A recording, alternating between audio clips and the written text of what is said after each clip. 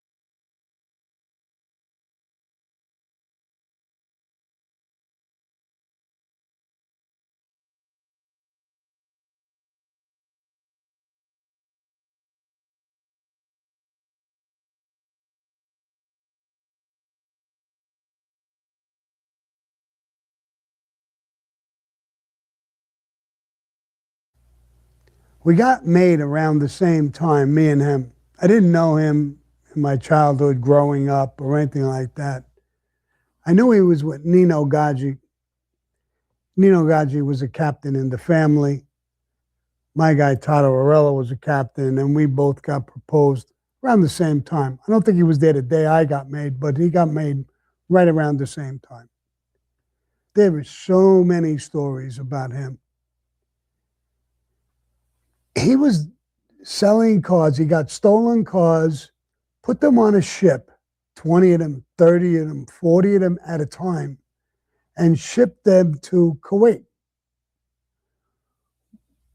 Mercedes, all kinds of cars. And he was selling them for 5, 8, 10,000 cheaper than it would cost you to buy it in the showroom, and giving them like hotcakes. And it only cost him a couple of $100 to pay thieves to rob the car. He did almost no change to the car, even the paperwork. They didn't care in Kuwait. They just take the car off. They didn't care about changing numbers and doing all this shit. So it cost him hardly nothing. I don't know what the shipping cost, but he was making a fortune.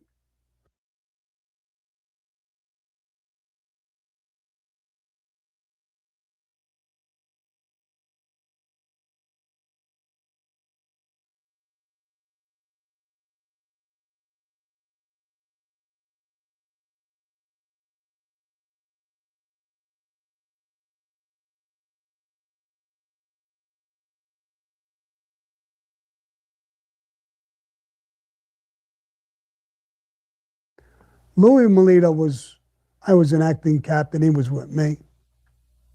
And I thought I would make an appointment to see if Louis could, he was a car dealer as well. He would sell cars at the auction and stuff. See if he could get in there and make some money. So I made an appointment at a Greek diner in Staten Island to meet Nino Gaggi and Roy DeMayo, and me and Louis Melito. I made appointments there every now and then, so the Greeks, they knew me. I asked them for a table on the side because we wanted to talk.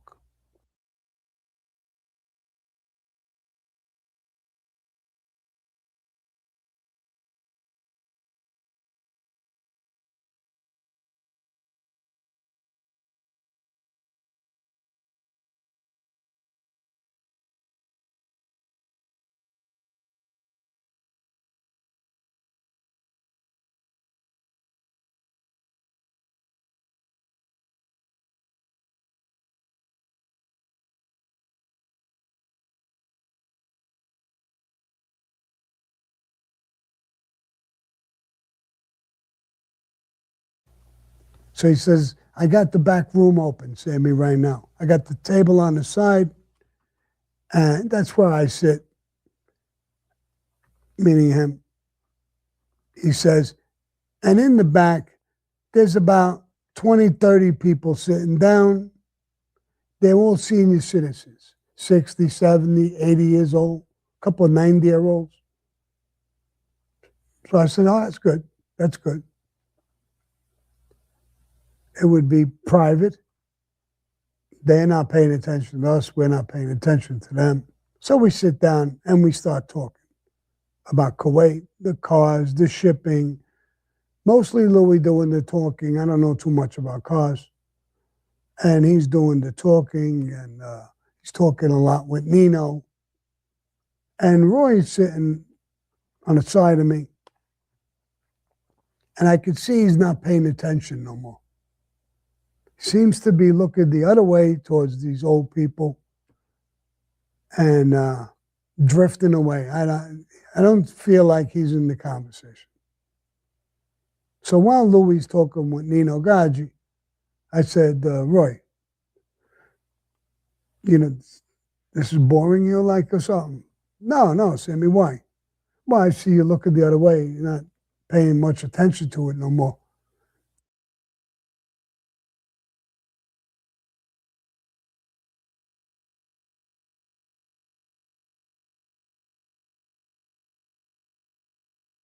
You probably hear all this shit all the time with cars and everything. No. Says, you know what I'm doing? What? He says, you see all these people?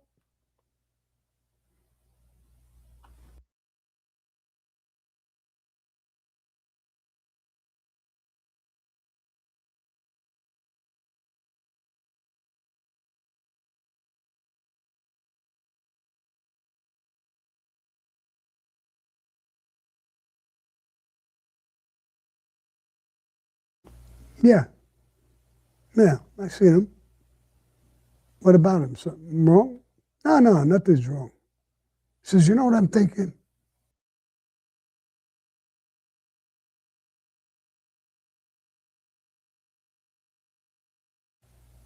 If I had two 9mm on me, I could pull them out. I could kill all these fucking people in a matter of seconds. You could kill them all in a matter of seconds. 60, 70, 80-year-old people. I'm thinking, what the fuck? We're talking about cars. Kuwait.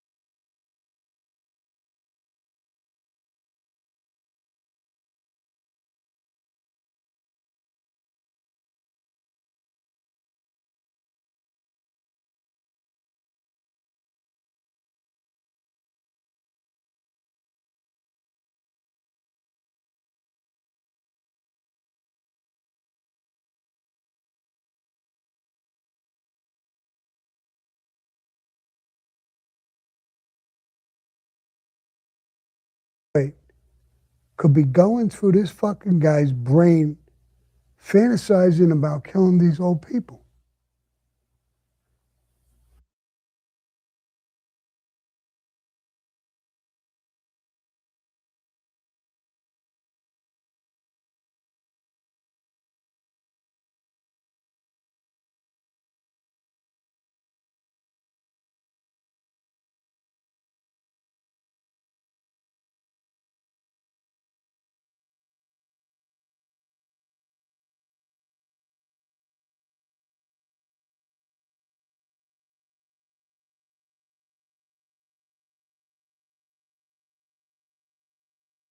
I said, listen, yeah, probably you could.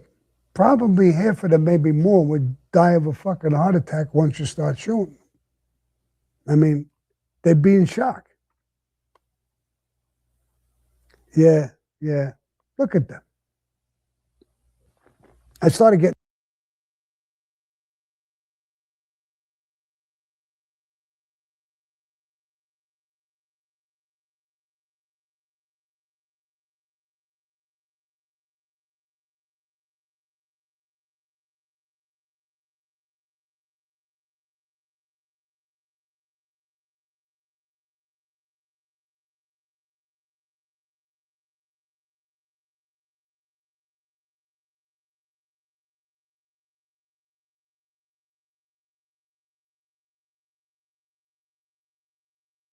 uncomfortable with this conversation.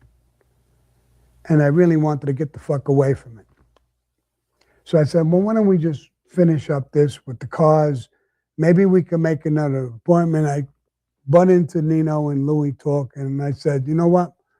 Maybe we can make another meeting and Louie could see if he could get something done, if you guys don't mind, and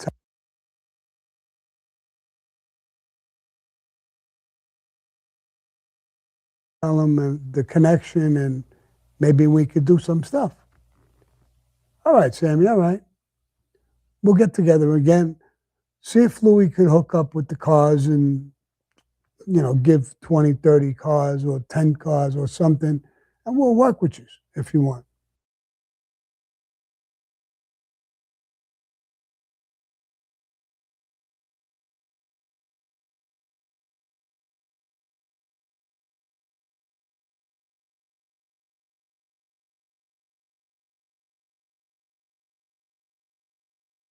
Yeah, that would be great.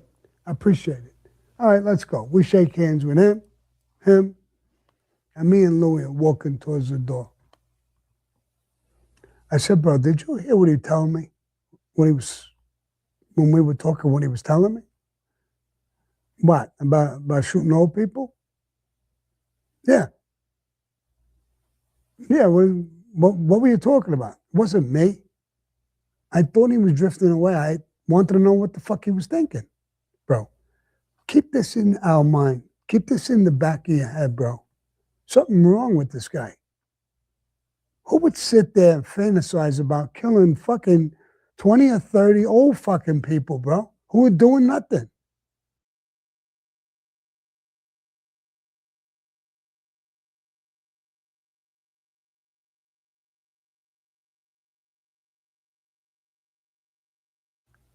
This guy crossed the line. He's killed so many people. I think he's becoming a serial killer. Let's pay attention to that. Let's keep that in the back of our fucking head. When we meet him or when we do certain things, let's be ready all the time. Let's be prepared where we meet him, when we meet him, why we meet him. Is there a problem? Is this going on? Is that going on? I don't trust this guy no more.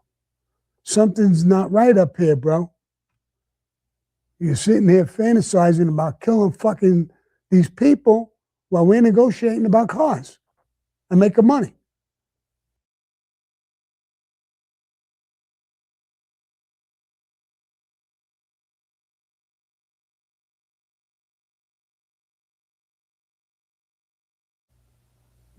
Does that make sense to you, Louis? Yeah. I mean, I got it. I got it. Yeah, you're right. Yeah, I know I'm right, bro.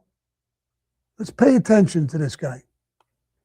Now, one day, and I think Paul didn't think he was all right over here either for a while. So we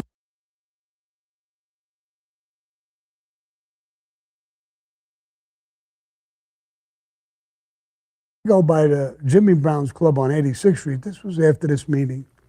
And Roy comes in. Hey, Sammy, how are you? Personable guy. A lot of money. Sharp. He doesn't even look like a fucking killer, to tell you the truth. Doesn't have the smashed nose. He don't have that look. He doesn't even talk like that. But he's serious, a serious dude, just about as serious as it gets. So he starts talking to me, bro. You know what I'd love to do here? We're in Jimmy Brown's club. He's a captain, serious captain, and the boss is coming down. What? What do you want to do here?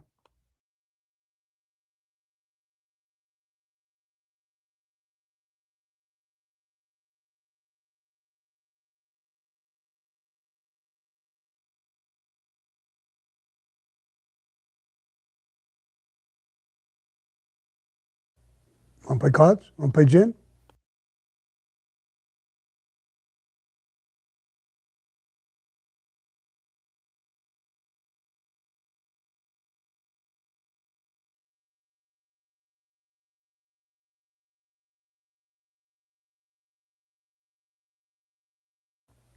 No.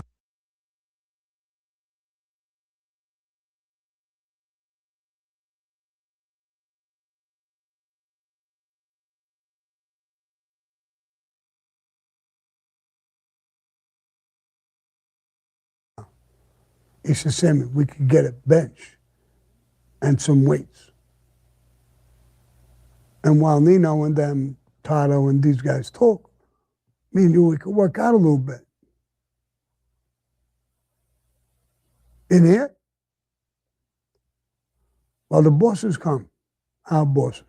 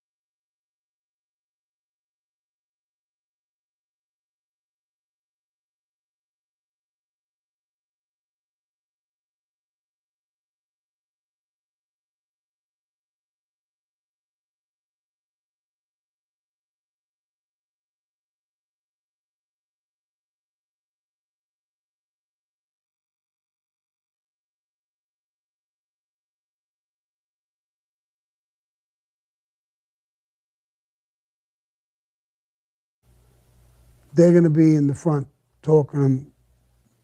We're going to be pumping iron. That sounded so sick to me, but I didn't want to laugh because he's no joke, this guy. So I said, I don't know. I mean, it would be a little uncomfortable. What are we going to do? Lay down with no shirts on, we're pumping iron, and what the fuck are we doing, bro? It's a mob club. I mean, bosses and skippers and made guys. This isn't a gym.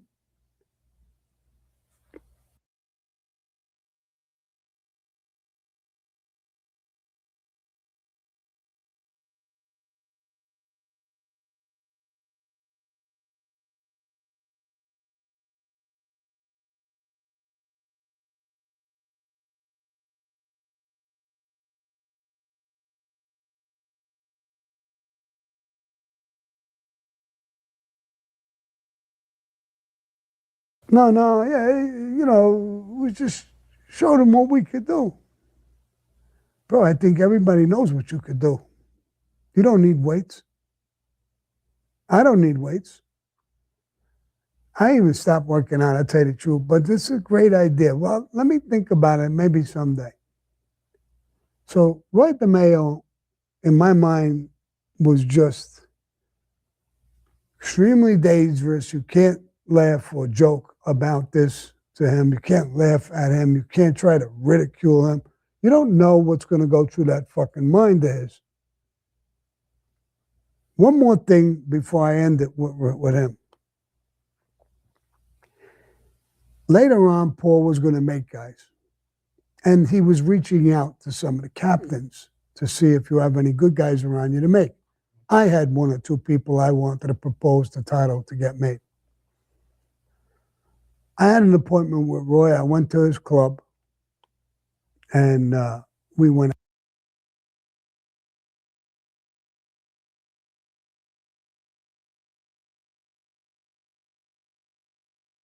outside the club.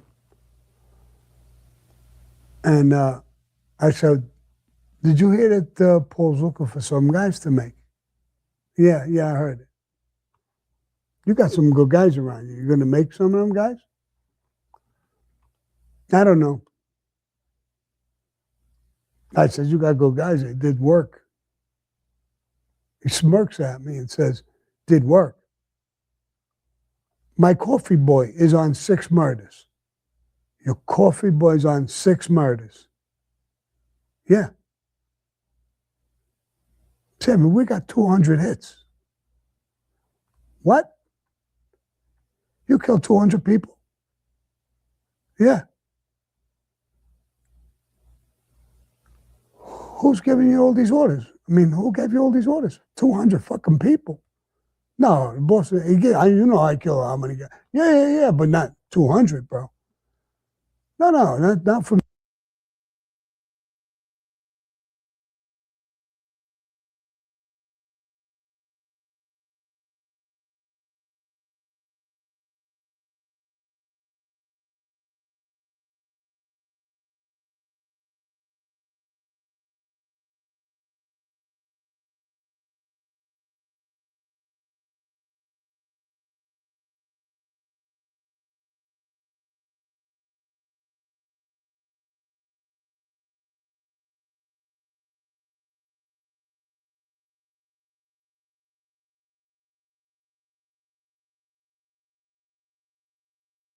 the boss. He had a club, and on the corner of the club was a bar. So he says, at night, we're in the club playing cards. At night, the bartender, they used to call him Dracula. It was his uncle. We'd call him up. There's one guy, he's a little drunk. He's the only guy left. They'd stop playing cards. Stop playing cards. Come on, let's go. They go in the bar. They snatch the guy. 4 or 5 guys. They bring him in the club. They kill him. They hang him upside down and cut him open to bleed him, to get the blood out. Like an undertaker might do things like this. I don't even know if they do that. And then chop the guy up, put him in little boxes or bags, and get rid of him. They had containers and places they knew what to do and how to do it.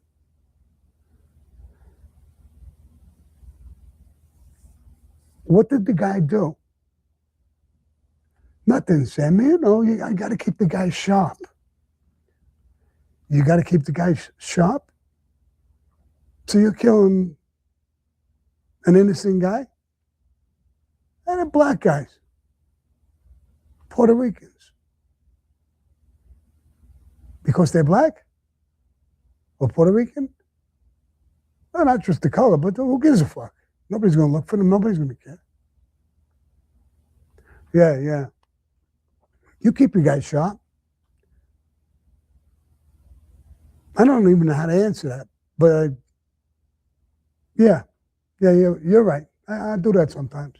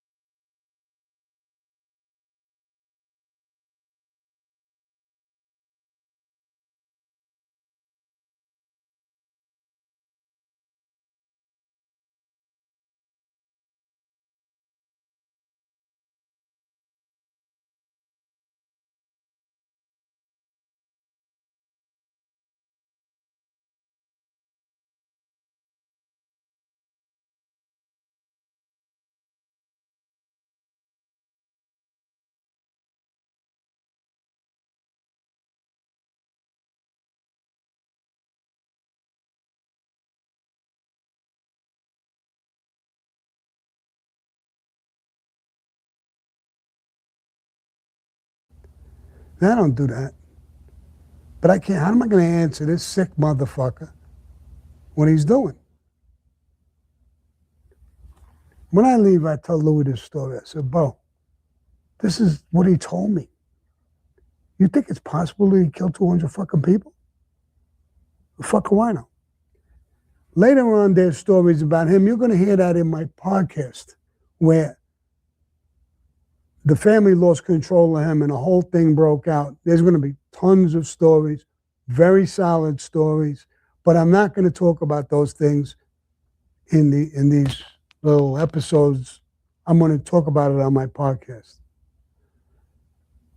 If you want to hear my stories about him and so many other things and what happened with him, press like, subscribe, and when my podcast finally comes out, which is in the very, very near future, go to it. You're going to hear stories that'll make your hair stand up.